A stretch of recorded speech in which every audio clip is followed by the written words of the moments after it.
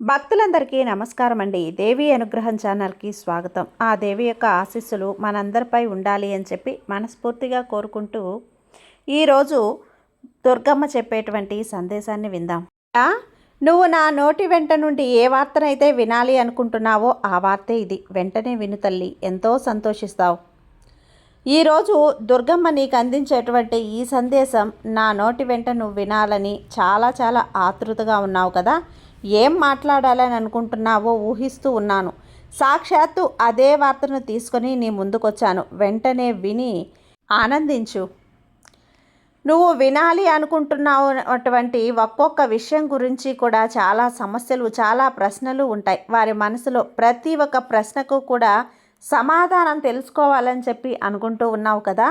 అయితే ఈరోజు నీ మనసులో ఉన్నటువంటి ఎటువంటి ప్రశ్నకు సమాధానం ఇవ్వబోతున్నానో చూడు.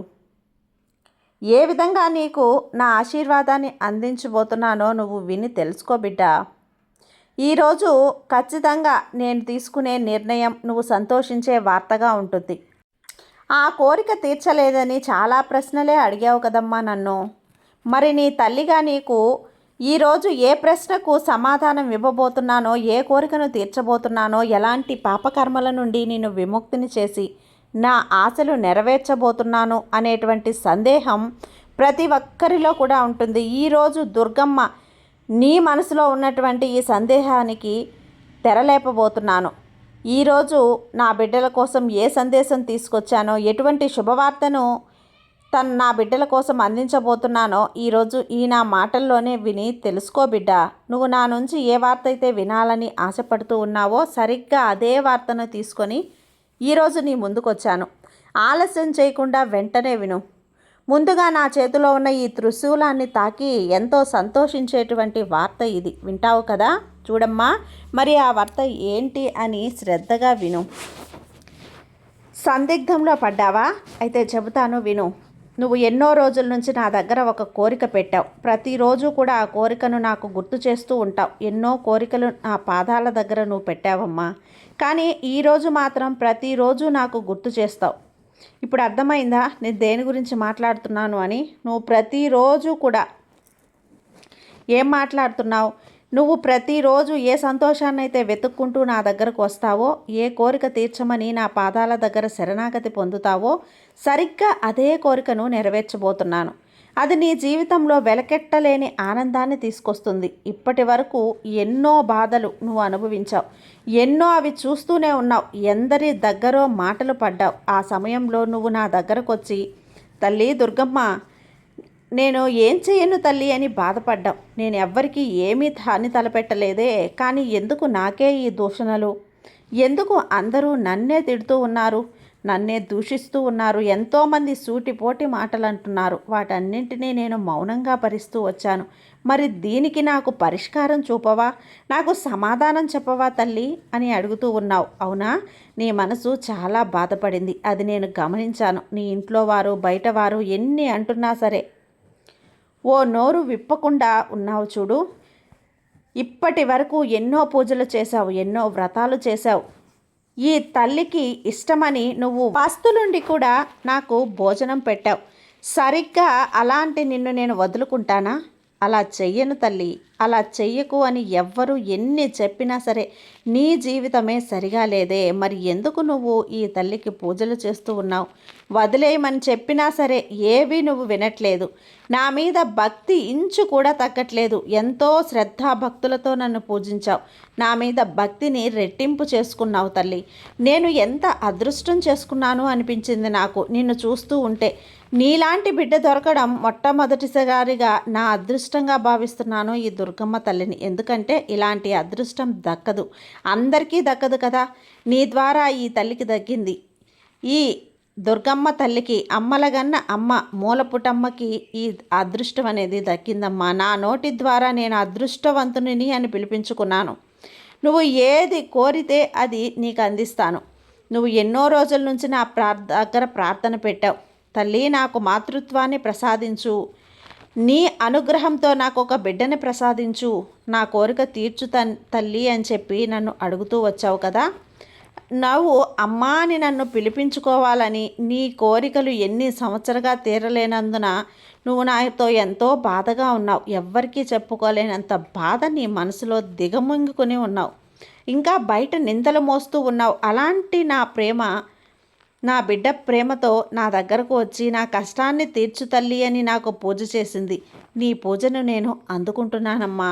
మరికొంతమంది బిడ్డలు ఉన్నారు. వాళ్ళు ఎంత మంచిగా ఉన్నా సరే సూటిపోటి మాటలకు గురవుతూ ఉంటారు. వారి మంచితనమే వారిని బాధించింది అని అపోహలో ఉన్నారు. అది వారి తప్పు కాదులే, ఎందుకంటే మంచికి నిందలు తప్పవు. కానీ బిడ్డ, మీకు మరొక విషయాన్ని చెప్తాను, గుర్తుంచుకో. మీకు ఏ మంచి వైపు అయితే నిలబడ్డావో ఆ మంచి నీకు గొప్ప స్థాయిని తీసుకొచ్చింది. ఎనలేని పుణ్యాన్ని మీరు కూడగట్టుకుంటారు. ప్రస్తుతం మీరు అనుభవిస్తున్నటువంటి కష్టాలు కేవలం పరీక్షలు మాత్రమే అని గుర్తుంచుకో. ఎట్టి పరిస్థితుల్లోనూ ధర్మ మార్గాన్ని వీడవద్దు. ఇక మీద అందరికీ చెప్తున్నాను, మీరు నా దగ్గర పెట్టిన ప్రతి కోరిక నెరవేరుస్తాను. న్యాయమైన ప్రార్థనలు పెట్టిన నా ప్రతి బిడ్డ కోరిక కూడా నేను అందుకుంటాను. మీరు దిగులు పడద్దు. నా బిడ్డలందరికీ గొప్ప జీవితాన్ని నేను ప్రసాదించబోతున్నాను. ఇక సంతానం కోసం నన్ను ప్రార్థించిన ప్రతి బిడ్డకి చెప్తూ ఉన్నాను, చూడు బిడ్డ, నీ పూజను నేను తప్పకుండా అందుకునే తీరుతాను. ఆ విషయాన్ని నువ్వు గ్రహించు. నీ బాధను కూడా నేను విన్నాను. అమ్మా, అతి త్వరలోనే నీ కోరిక నెరవేరబోతుంది తల్లి. పండంటి బిడ్డకు మీ దంపతులు జన్మనివ్వబోతున్నారు. నువ్వు చూసినా నవ్వినా సరే ఈ అదృష్టాన్ని చూసి ఆశ్చర్యపోతారు. ఇక దేనికి కూడా నువ్వు భయపడాల్సిన అవసరం లేదు. నీ తల్లిని నేను చెప్తున్నాను కదా, నీకు నేను మాటిస్తున్నాను, నీ దుర్గమ్మ తల్లిని. నువ్వు ఏదైతే కావాలని అనుకుంటున్నావో అది నీకు దక్కేలా చేస్తాను. రేపు శుక్రవారం గడియలు పూర్తయ్యేలోపు నీకు ఖచ్చితంగా నీ కోరిక అనేది నెరవేరుతుంది. ఈ తల్లి మాట నీకు ఇస్తున్నాను తల్లి. తప్పకుండా నీకు ఒక మంచి దారిని నేను చూపిస్తాను. అలాగే మీ దంపతులకు గొప్ప సంతానాన్ని నేను ప్రసాదిస్తాను. దీని గురించి ఇక మీరు దిగులు చెందవద్దు. అదృష్టపు గడియలు మీరు ఆరంభమయ్యాయి. ఇన్ని రోజులు ఈ తండ్రికి సేవ చేసినందుకు ఆ రుణం తీర్చుకునేందుకు రోజు రోజుకు ఈ రోజు వచ్చింది తల్లి. నా బిడ్డల కళ్ళలో ఆనందం చూసే రోజు వచ్చింది నాకు. ఇక మీరు దేనికి దిగుడు చెందవద్దు. ఎవరికి ఏం కావాలో అవన్నీ కూడా నేను ప్రసాదిస్తాను. తల్లి, దిగులు చెందకండి. మీ బాబాపై నమ్మకం ఉంచి ఇన్ని కష్టాలలో కూడా మీరు ఎప్పుడూ కూడా నా మీద నమ్మకాన్ని కోల్పోలేదు. అదే నమ్మకాన్ని అలానే ఉంచండి. ఆ నమ్మకాన్ని నువ్వు రెట్టింపు చేస్తాను. గొప్ప జీవితాన్ని మీకు ప్రసాదిస్తాను బిడ్డ. నువ్వు ఏదైతే కావాలనుకుంటున్నావో అది తప్పకుండా నీకు అందిస్తాను. చూడు బిడ్డ, ఈ శుభవార్త అందిందమ్మా. చూడు, శుభవార్త నిన్ను చేరుకోవడానికి ముందే కొద్ది రోజుల సమయం మాత్రమే ఉంది. ఆ సమయం, ఆ శుభముహూర్తాన నిన్ను, నీ కుటుంబంలో ఉన్న వారందరినీ సంతోషపెడుతుంది. ఇకపై నీ వాకిట సంతోషాలు విరజిల్లుతాయి. ఈరోజు నువ్వు ఈ విధంగా ప్రతి బిడ్డ కోరికను నీకు నిర్ణయం నువ్వు తీసుకోవాలమ్మా.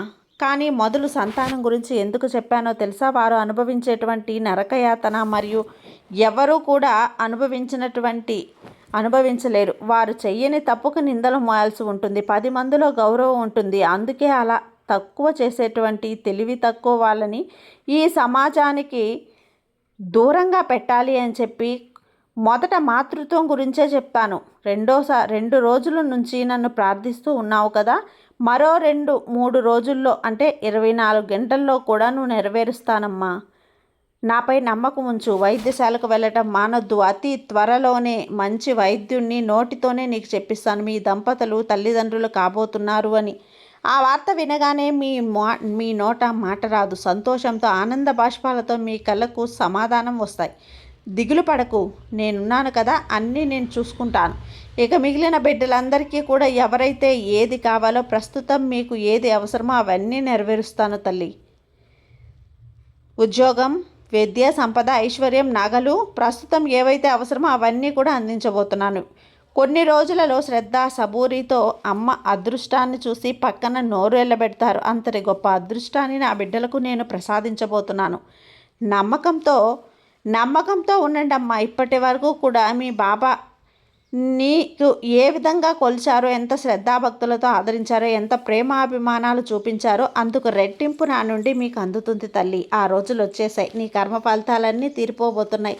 నా బిడ్డలుగా ఆశీర్వాదం తోడవుతుంది. ఇక సంతోషంగా ఉండండి. ఎవ్వరి మాటలో మాట్లాడొద్దు. ఎవరి తండ్రిని నేను ఈ దుర్గమ్మ తల్లిని నీకు తోడుగా ఉన్నాను కదా! నేనున్నంత వరకు కూడా నీకు ఎలాంటి భయమూ లేదమ్మా. ఈ దుర్గమ్మ తల్లిని దర్శించుకో. 10 నిమిషాల పాటు కూర్చొని ఈ తల్లి ఆశీస్సులు నువ్వు నా నామస్మరణ చేసుకుంటూ 10 నిమిషాల పాటు బయటకు వస్తారు. వెంటనే కనిపిస్తుందో ఆ మార్పు. ఒక్కొక్కసారి ప్రయత్నించి చూడు. అలాగే ప్రతిరోజు చెయ్యి. ఏదో ఒక సమయంలో ప్రతిరోజు కూడా అద్భుతమైనటువంటి జీవితం, ప్రశాంతత నీలోనే ఉంటుంది. నీ కళ్ళలో కనిపిస్తుంది, నీ మనసులో ఉంటుంది. అలాంటి జీవితం నీ మనసులో నువ్వు ప్రతి సంవత్సరం ప్రతి జీవితం ఉన్నంత వరకు కూడా అంతే ప్రశాంతత ఈ దుర్గమ్మ నీకు అందిస్తుంది. సంతోషంగా ఉండు. ఈ దుర్గమ్మ ఆశీస్సులు ఎప్పుడూ నీపై ఉంటాయి. సర్వేజన సుఖినో భవంతు. జై దుర్గమ్మ.